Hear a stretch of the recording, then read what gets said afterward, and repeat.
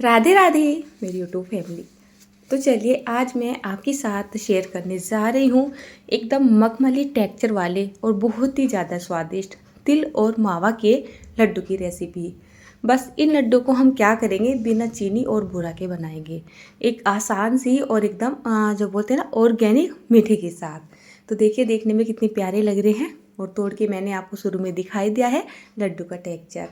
तो चलिए लड्डू को बनाना शुरू कर देते हैं।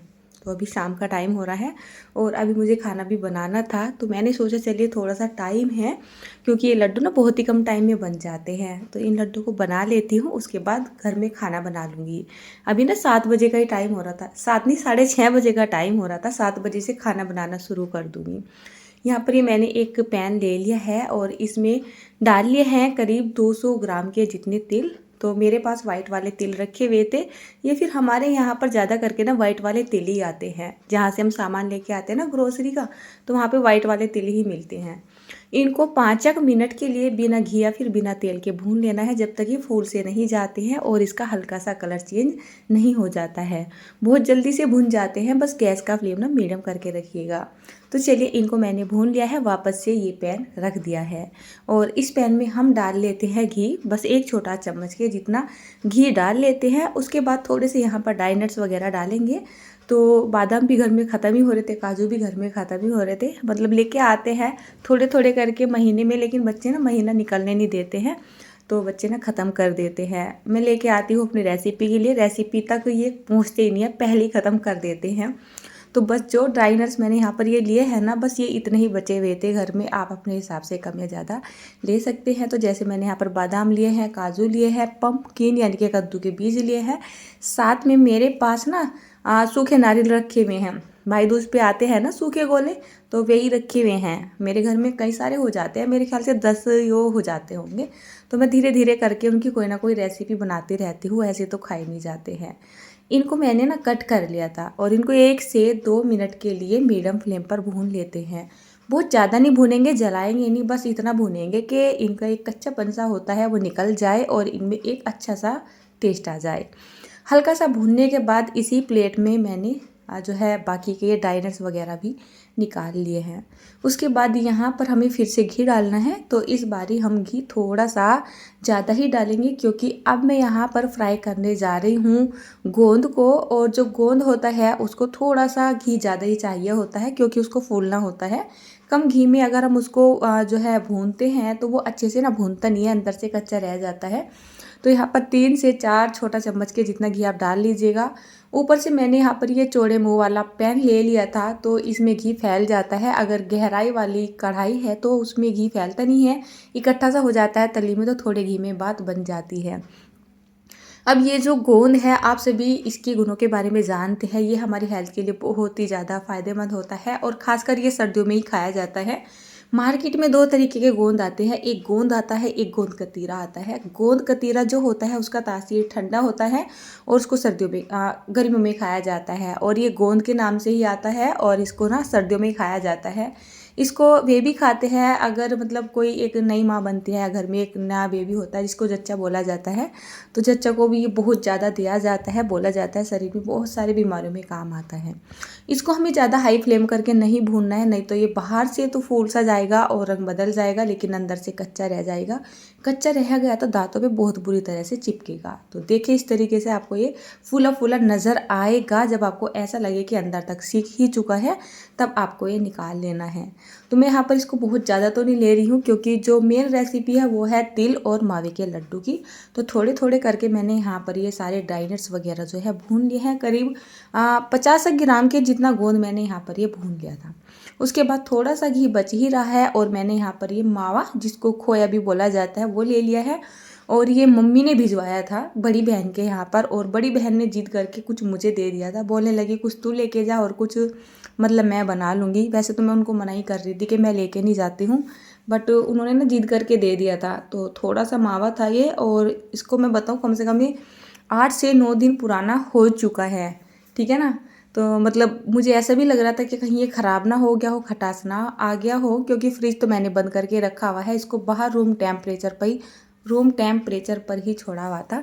तो मैंने सोचा इसकी ना हल्की फुल्की सी भुनाई कर लेती हूँ, तो मुझे पता चल जाएगा अगर ये सही होगा तो ठीक है और सही नहीं होगा तो फट जाएगा, ठीक है ना। तो मैंने घी तो इसमें बचा ही हुआ था थोड़ा सा, 1 से 2 चम्मच के जितना। ये खोया यहाँ पर डालकर कम से कम इसको 5 से 6 मिनट के लिए भून सा लिया है।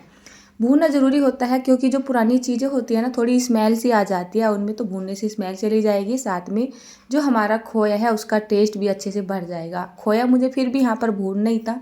अगर मैं घर का खोया बनाती तब भी उसको इसी तरीके से लगातार चलाते हुए और एकदम ठीक होने तक लेके जाती। जब भी हम खोया यानी कि मावा बनाते हैं तो उसमें जितना भी दूध होता है, जितना मॉइस्चर होता है ना, वो सारा ख़त्म कर देना चाहिए। इससे हमारे जो मावा है उसका टेस्ट भी बढ़ता है, उसकी लाइफ भी बढ़ती है। तो देखिए हल्का सा ये गोल्डन ब्राउन कलर का हो चुका है, यानी कि बिल्कुल ये तैयार हो रहा है। देखिए ना तो इसमें छींटे लग रहे हैं और ना ही मतलब इसमें ऐसा दूध सा नज़र आ रहा है। बिल्कुल परफेक्ट मावा है।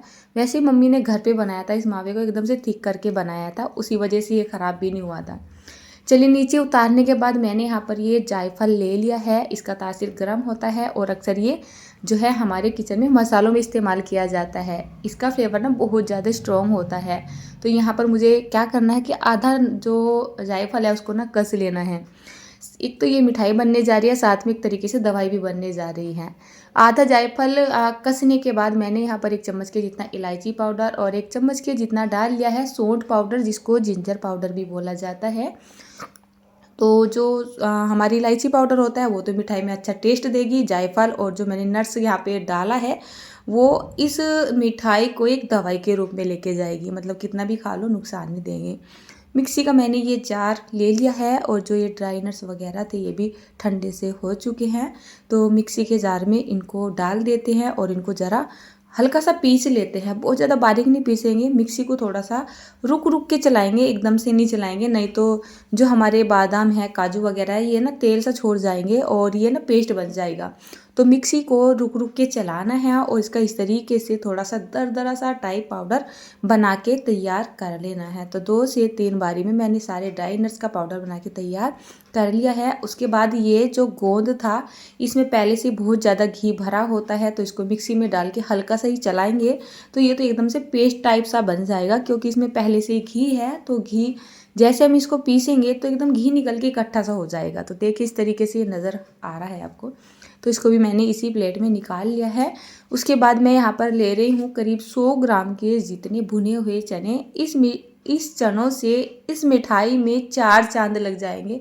यकीन मानिए इतना अच्छा टेस्ट आया था ना कि मतलब मुझे रेसिपी को जो है एडिट करने की बहुत जल्दी सी हो गई थी। मैंने सोचा बहुत ही टेस्टी मिठाई है, एक एक दिन जो है फालतू ही होता जा रहा है कि जल्दी से मिठाई की रेसिपी आपको दे देती हूँ। आप भी अपने घर में बनाइएगा ज़रूर, खा के ना तभी कमेंट करिएगा कैसी लगी आपको ये रेसिपी। इनको बढ़िया सा पीसने के बाद मैंने निकाल दिया है एक थाली में। तो मेरी यहाँ पर सारी ही तैयारी हो चुकी है। लगभग 15 से 20 मिनट का मुझे टाइम यहाँ पर लग गया है। मैंने पहले सोचा कि अब खाना बना लेती हूँ, मतलब शाम के खाने में थोड़ा सा लेट ही हो चुकी हूँ 2-4 मिनट का। तो पहले खाना बना लेती हूँ और खाना बनाने के बाद फिर से अपनी रेसिपी पे आ जाऊँगी। ऊपर से जो मावा है ना उसको ठंडा भी करना होता है, तो थोड़ा सा उसको टाइम मिल जाएगा। हमें यहाँ पर खाना बनाए रही थी तो याशिका आ गई थी, बोलने लगी मम्मी आप अपना काम निपटा लो और ये जो खाना बनाने का काम है ना इसको मैं कर लूँगी। पर फिर भी मैंने क्या है ना, मतलब आलू टमाटर की खिचड़ी छोंक दी थी, ठीक है ना, और बाकी रोटियाँ जो बनती है ना वो याशिका बनाने लग गई थी। तो यहाँ पर देखिए याशिका बना रही है रोटियाँ, एकदम गोल गोल रोटियाँ बना रही है ना। तो यहाँ पर मैं मीठा डाल रही हूँ, मीठे में मैं ले रही हूँ शक्कर। तो मैंने अपनी यहाँ पर ये आटा छानने वाली छलनी ले ली है और ये जो शक्कर होती है पाउडर रूप में होती है, लेकिन इसमें ना काफ़ी डलिया होती है। तो मोटी जाली वाली छलनी में इस शक्कर को छान लेना है। और ये जो डलिया बच रही है आप चाहे तो इनको मिक्सी में पीस सकते हैं या फिर इसको चाय दूध में डाल के ऐसे भी खा सकते हैं।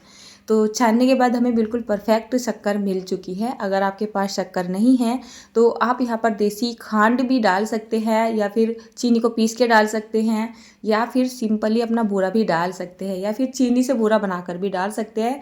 ऑप्शन आपके पास बहुत सारे हैं, जिस तरीके का मीठा आप डालना चाहते हो डाल सकते हैं।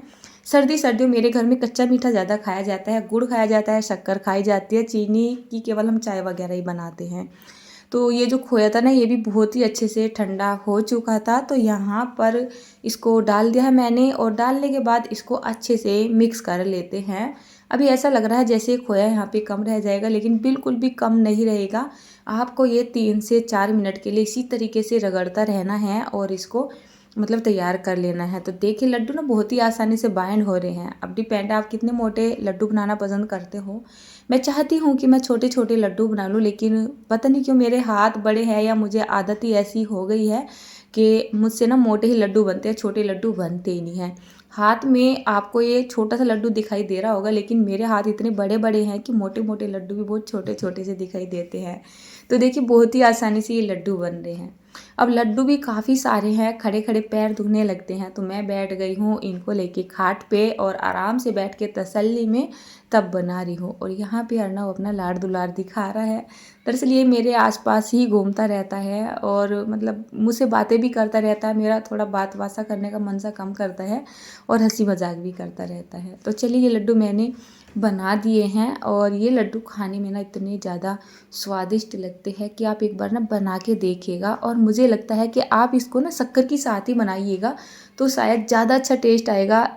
बूरा से इतना अच्छा टेस्ट ना आए ऐसा लग रहा है मुझे, क्योंकि शक्कर का जो टेस्ट है और फिर इसमें भुने हुए मावे का टेस्ट है और साथ में इसमें जो हमने भुने हुए चने डाले थे पाउडर बना के, उसका जो टेस्ट है ना मतलब एक अमेजिंग ही टेस्ट दे रहा था कि बनाते बनाते मतलब ऐसा हो रहा था मतलब खा ले, बहुत ही अच्छा लग रहा था।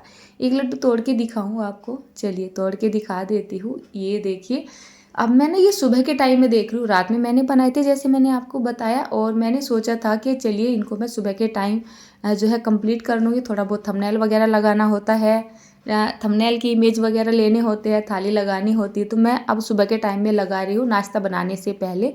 तो तोड़ के मैंने आपको दिखा दिया है, एकदम मखमली टेक्सचर आया हुआ है इन लड्डू का, बहुत ही ज़्यादा सुपर टेस्टी बनके तैयार हुए थे। तो आप भी इन लड्डू को अपने घर में बनाइए और अपनी फैमिली को ज़रूर से खिलाइए। आज की रेसिपी आपको कैसी लगी कमेंट करके ज़रूर बताइए। चैनल पर नए हो तो सब्सक्राइब करके ज़रूर से जाइए।